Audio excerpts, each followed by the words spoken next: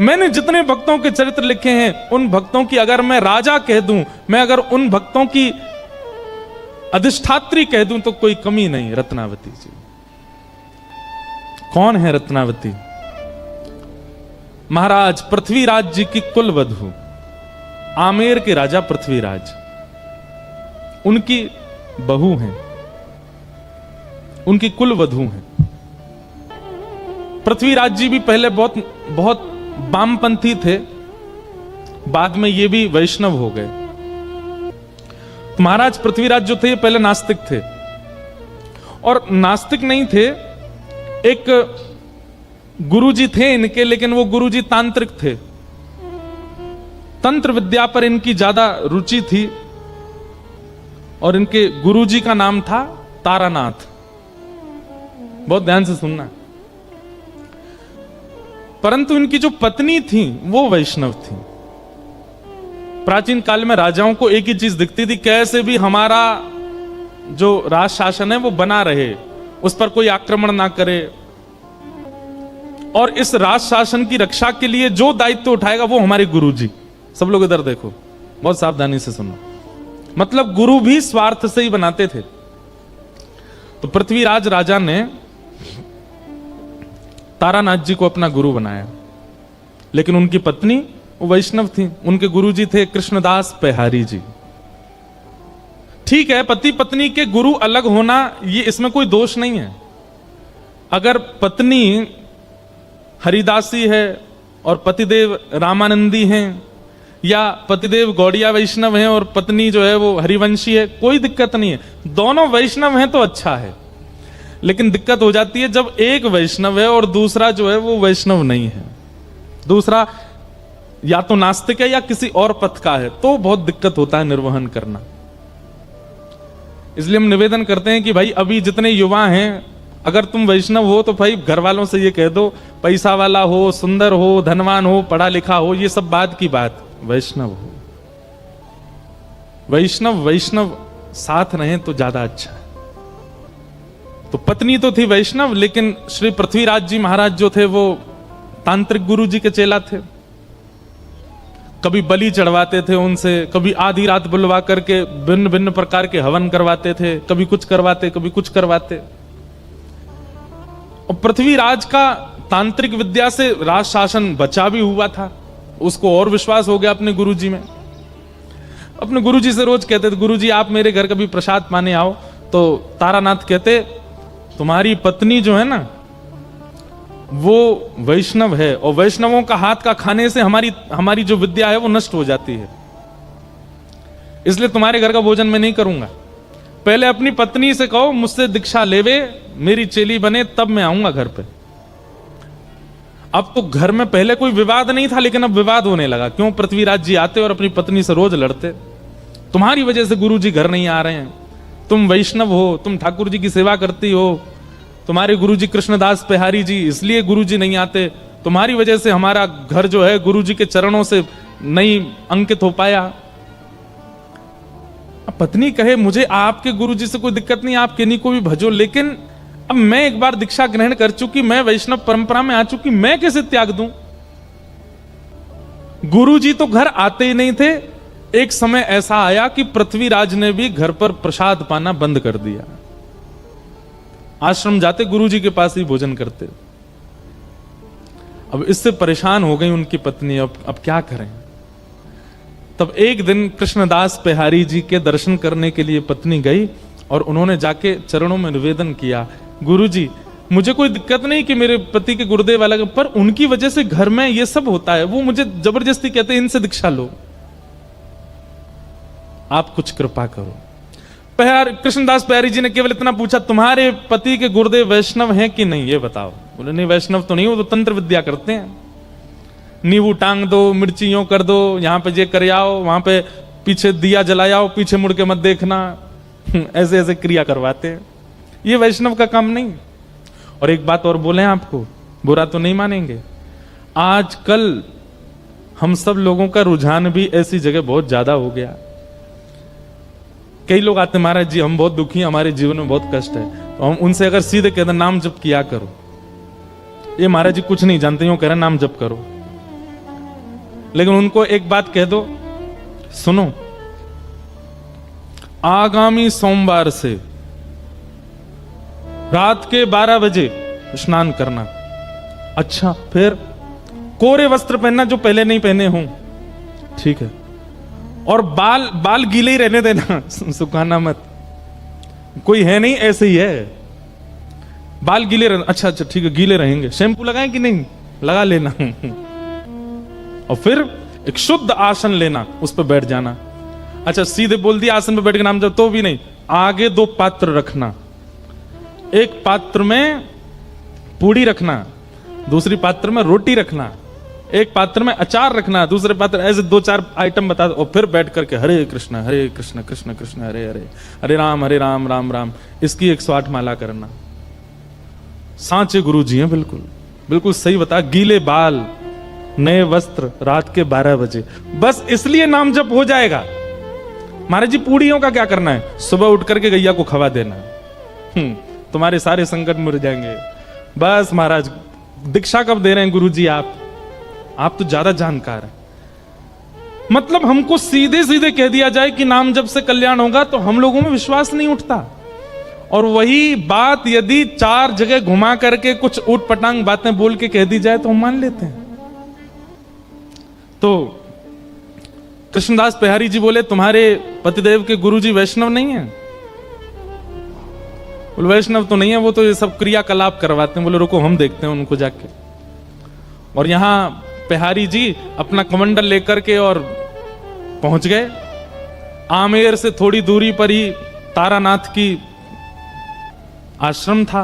वो आश्रम के द्वार के बिल्कुल बाहर जाकर के कृष्णदास पेहारी जी बैठ गए, अपना चिमटा गाड़ दिया, धूना लगा करके वो बैठ के वहीं अपना भजन करने लगे। भीतर जाकर के किसी ने हल्ला किया, बोले बाहर द्वार पर एक महात्मा बैठ गया, आकर के हवन आदि कर रहा है। तो एक तारानाथ जी ने ऊपर से देखा, तो देख करके बोले इसको हटाने का प्रयास करो, इसको यहां से हटाओ, कहीं ऐसा तो नहीं है अपने भक्ति प्रभाव से हमारी तंत्र विद्याओं को नष्ट कर रहा हो। सब लोगों ने जाकर के प्रयास किया, लेकिन कृष्णदास पेहारी जी को कोई हटा नहीं पाया। तब तारानाथ ने सोचा इनको तो मैं हटाऊंगा। तो उसने क्या किया, अपनी तंत्र विद्या से शेर का रूप धारण किया। और शेर का रूप धारण, उसको लगा ये डर के मारे भाग जाएंगे। शेर बन करके जैसे ही आया कृष्णदास पेहारी जी के पास, दहाड़ने लगा सामने खड़ा होकर के। कृष्णदास पेहारी जी बोले, हो तो तुम गधे और बन के शेर आए हो। कमंडल से जल हाथ में लिया और भजन के प्रताप से उस पर डाल दिया। बोले जो तुम्हारा स्वभाव है तुम वैसे बन जाओ। और वो शेर से गधा ही बन गए। और गधा बन करके महाराज भागे भागे भागे दूर जाकर के कहीं गधा के झुंडन में खड़े हो गए। पृथ्वीराज राजा का नित्य का नियम था कि वो रोज अपने गुरुजी को प्रणाम करने जाते थे। आज जैसे ही गाजे बाजे दल बल के साथ में गुरुदेव को प्रणाम करने के लिए आए, तभी पृथ्वीराज राजा ने देखा कि गुरुदेव के आश्रम के द्वार पर कोई महात्मा बैठा है। और मंदिर के जितने और संत थे वे सबरे हाथ जोड़ करके रो रहे हैं सामने बैठ के। पृथ्वीराज अपने घोड़े से उतरे, बोले कि क्या हुआ और ये महात्मा कौन है, गुरुजी कहां हैं?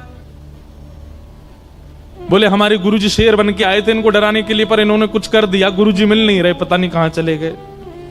पृथ्वीराज रोने लगा, गुरु के प्रति बड़ी निष्ठा थी उनकी। बोले भगवान मेरे गुरुदेव कहां हैं?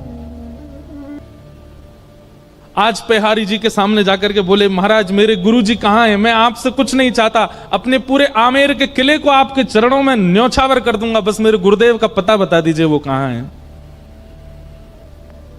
पेहरदास जी बोले, तुम्हारे गुरुजी अब गधा बन गए हैं। पृथ्वीराज सुनकर के पहले तो गुस्सा हो गया, बोले ये क्या बोल रहे हैं आप? बोले हम सत्य बोल रहे हैं, ढूंढ लो, नहीं तो तुम तो राजा हो, पूरी सेना लगा के ढूंढ लो, तुम्हारे गुरुजी मिल जाएं तो। पृथ्वीराज ने यही किया, पूरी सेना लगा दी, 3 दिन निकल गए लेकिन गुरुजी नहीं मिले। अंत में आके बोले बताइए ना कहां? बोले हम तुम्हें बता रहे हैं तुम्हारे गुरुजी गधा बन गए। तो बोले गधा बन के भी तो कहीं गए होंगे। बोले गधाओं के झुंड में जाके ढूंढो, मिल जाएंगे। बोले पता कैसे लगेगा? हाँ ये हमारे गुरुजी हैं। तो तुम्हारे गुरुजी क्या करते थे? कानन में कुंडल पहनते थे, पैरों में कड़ूला, हाथ में कड़ूला पहनते थे। बोले हाँ, जो 4 कड़ूला वाले कान में कुंडल वाला गधा हो वही तुम्हारे गुरुजी हैं, जाओ ले आओ। पृथ्वीराज गया, गधों की खोज करने लगा। तभी एक दूर गधा बैठा था, नेत्रों से आंसू गिर रहे थे, उसके कानों में कुंडल थे, हाथों में कड़ूला। पृथ्वीराज गिर गया, जय हो गुरुदेव, मेरे गुरुदेव मिल गए। लेकर के बिहारी जी के पास आया। बोले ये आपने क्या कर दिया मेरे को? बोले देखो, हम तुम्हारी नेत्र खोलना चाहते हैं। ये तंत्र विद्या में पड़े हुए और दुनिया भर के इन सब कार्यों में पड़े हुए ये गुरु नहीं हो सकते हैं। गुरु वही जो हरि सो मिलावे। क्षमा कीजिए, एक तो आपकी भी गलती है, आपकी नहीं मतलब हम तो पूरी दुनिया को ही कह रहे हैं, गलती है कि हम गुरु से भी केवल अपनी जिज्ञासाएं ही क्यों पूछते हैं। हमारे घर में सब सुखी हो जाए, सब अच्छा हो जाए, यही याचना क्यों करते हैं? कभी ये क्यों नहीं कहते कि चलिए भले ही हमारे घर में सब कलेश हैं, हमारे घर में सब व्यथित है, हमारे काम नहीं बनते, पर ये सब छोड़िए, ये बताइए हरि कब मिलेंगे, ठाकुर जी कब मिलेंगे? बिहारी जी ने कहा तुम्हारे गुरुजी तंत्र विद्या बहुत जानते थे, इनसे कह दो अपने आप अपने रूप में आ जाएं। तो गधे को पकड़ के अब पृथ्वीराज कह रहे, गुरुजी आप आ जाइए अपने रूप में, दिखा दीजिए इनको। गुरुजी सिर हिलाने लगे, बोले मैं नहीं आ पा रहा हूं।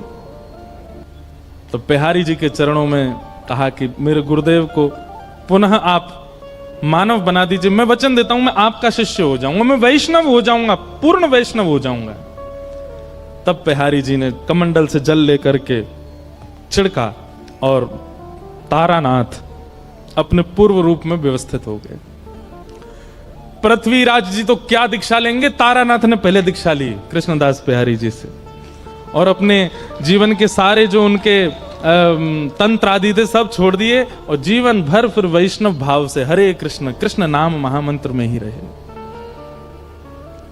और यह देख करके पृथ्वीराज राजा ने भी उनसे दीक्षा ली। अब घर में मानो जैसे ठाकुर जी किलोल करने लगे, क्योंकि पत्नी भी वैष्णव है और पृथ्वीराज भी वैष्णव हैं और श्री कृष्णदास बिहारी जी उनके गुरु हैं।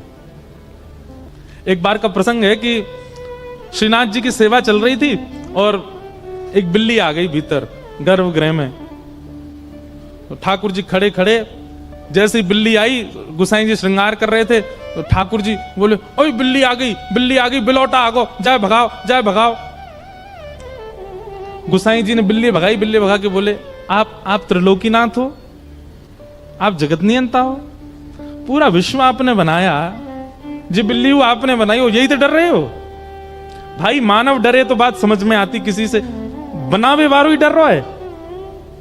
ये सुनते ही ठाकुर जी मंदिर छोड़ के जाने लगे। गुसाई जी पीछे पीछे दौड़े, जय जय कहाँ अपराध है क्यों, मैंने कहा कर दियो, आप कहाँ जा रहे हैं? बोले तुम सबरे मुंह को लाला मानो और लाला मान के मेरी सेवा करो, और जब मुंह को लाला मानो है तो फिर लाला को तो डर भी लगे, लाला को तो रोनो भी आवे, लाला को तो भय भी लगे, लेकिन तुम परमात्मा ही मान रहे हो तो फिर परमात्मा की तरह ही सेवा करवाऊंगा अपनी। लाला मानो है तो फिर लाला मान के भजो। वल्लभ कुल में ठाकुर जी को लाला मानते हैं। जन्माष्टमी के दिन बाकी जगह तो नाचेंगे गाएंगे, पर वल्लभ कुल में ऐसे झुंझुना दिखाते हैं ठाकुर जी को। ठाकुर जी के आगे फिर के नहीं घुमाते हैं, ठाकुर जी के आगे गेंद उछालते हैं, क्यों? छोटे से लाला है ये भाव। रत्नावती जी राजकुल वधू अपनी पूर्ण मर्यादा में रहती थी, लेकिन उनकी दासी गुसाई विठलनाथ जी की शिष्या, और उसके चित्त में ठाकुर जी की अनन्य भक्ति विद्यमान। सेवा में रहती वो दासी कभी कभी बैठती, सेवा से निवृत्त होकर के किसी खंबे से टेक लगा करके, हे माधव, हे मधुसूदन, हे मुरारी, हे कृष्ण, हे वृंदावनेश, ऐसे नाम उच्चारण करती। और केवल नाम उच्चारण नहीं करती, ज्यों ज्यों नाम उच्चारण करती त्यों त्यों उसके चित्त में छवि बन जाती, और वह छवि उसके रोम रोम को पुलकित करते हुए नेत्रों से नीर बन करके बहने लग जाती।